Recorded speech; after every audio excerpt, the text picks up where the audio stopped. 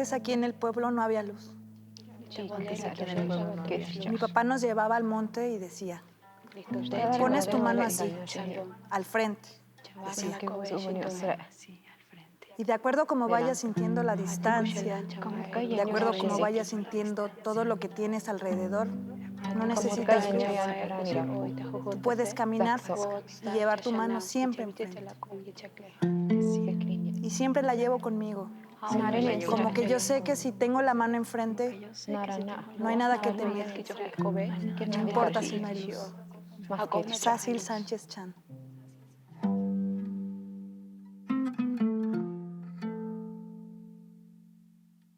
Anao, bakintik tashkae kilione, bakantik chabal. ¿Sabes? A veces siento que estoy y no estoy. El telar de mi familia, el de toda la vida, se encuentra atado justo al árbol que creció como nosotros en el patio de mi abuela. Un telar de color negro, pegado al suelo con una piedra. Su cinturón llega hasta los 2 hilos atados justo al árbol. De niña, me gustaba meterme en el triángulo que se formaban con los hilos. Little Shah, decía. Aunque mi abuela me regañaba, que hacer eso me ponía gorda. Mi abuela usaba una lanzadera, como un machete, largo y ovalado.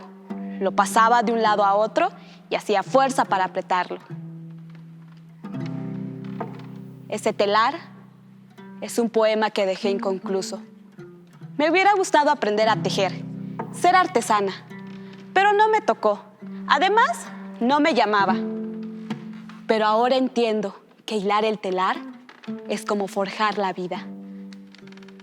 Aunque a veces se aprieta, y con cada golpecito que la vida nos da, nos vamos armando, nos vamos creando. Y todos esos hilos de colores van formando la vida. Yo siempre había soñado con un telar hecho por todas las artesanas de mi familia. Pero ahora mi abuela solo teje cobijas, fundas de almohada, cosas para hoteles. Yo los llamo textiles sin sabor. Ya no es lo mismo. Yo siempre me he sentido como los sueños y anhelos reprimidos de mi madre, de mi abuela. Y aunque Bea no sea artesana, Bea también crea. Sus hilos y colores están en sus poemas, en sus palabras, en su voz. Y en el brillo de esos hilos de oro están los susurros de todas aquellas tejedoras de vida, de sueños e ilusiones.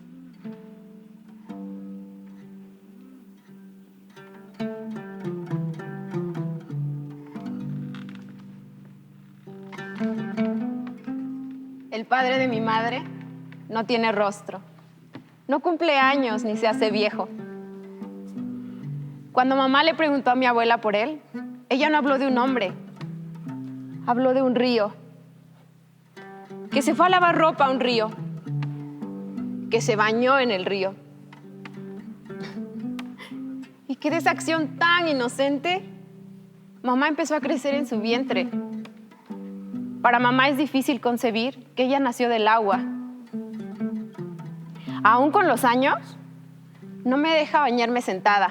Queribe usran, Lubia, te delicada alguna. Hay que sentarse así, como en cuclillas, para que el agua no nos entre ahí. Porque si el agua entra, nos penetra y nos fecunda. Y panza. Mis padres no saben por qué me llamaron Lubia. Entre risas y cosas, dicen que compraron un libro de esos que tienen nombres, pero que no saben. Ya con los años, yo me bauticé como Nicie, que fue lo más cercano a lo que pude traducir mi nombre en zapoteco, lluvia, o más bien, flor de agua. Tal vez es una bonita coincidencia que mi abuelo fuese hecho de agua. Que fuera el río representaba que no era nadie, pero que lo era todo.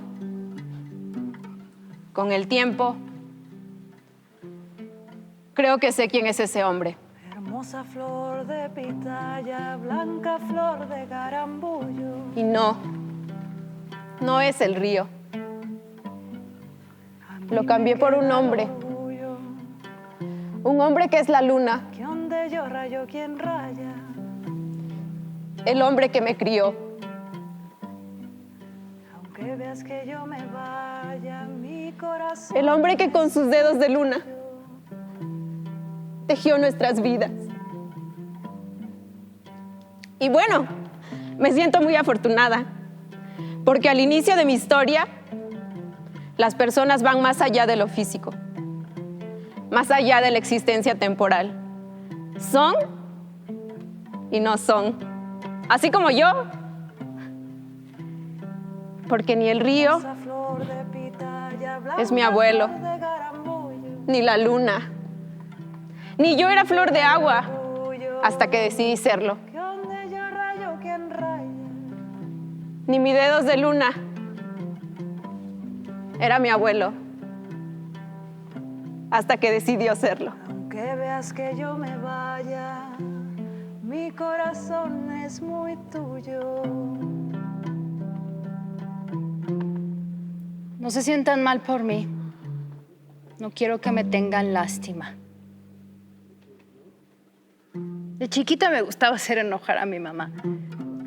Ya era bien teatrera desde entonces.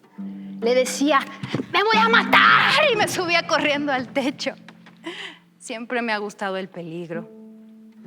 Me agarraba de la antena y le hacía, sí, y se veía todo el pueblo.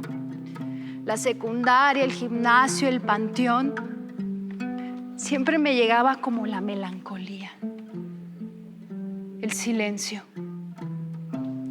Por lo regular la casa se sentía sola. Mi mamá era muy callada, aún más al final. Ya yo de grande me acercaba y le decía, ¿cómo te ayudo? ¿Te traigo un café? Ya sabía yo que le tenía que poner canderel, pero ay, yo siempre tonta, le ponía un pan y sabía que no debía.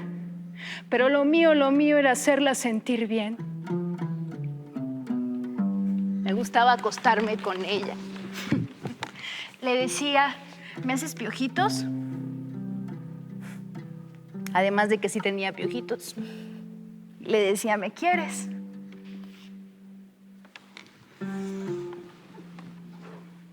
Así de loca, así de extraña, así de diferente. Así te quiero. Decía ella que cuando sus hijos estaban en la panza ya sabía cada uno cómo iba a ser. Y que yo iba a ser tremenda, que iba a ser diferente. Tú vas a ser Rimuame, soñadora. Ahora que mamá murió, platicábamos de que justo logramos lo que ella soñaba, lo que ella no pudo. Un título, una escuela. Y ahora pues que me voy de actriz.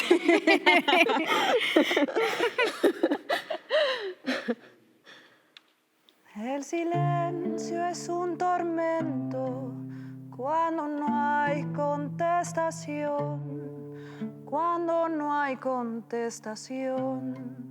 El silencio es un tormento y le voy gritando al viento, ¿qué te pasa, corazón? ¿Qué te pasa, corazón? ¿Dónde están tus sentimientos?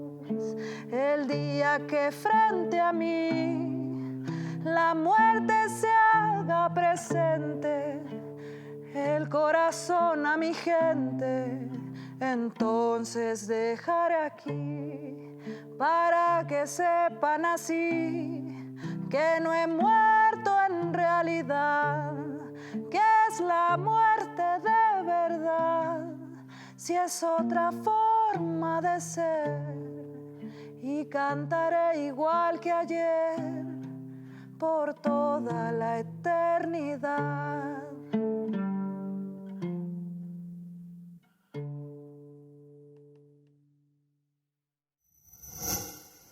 Gobierno de México.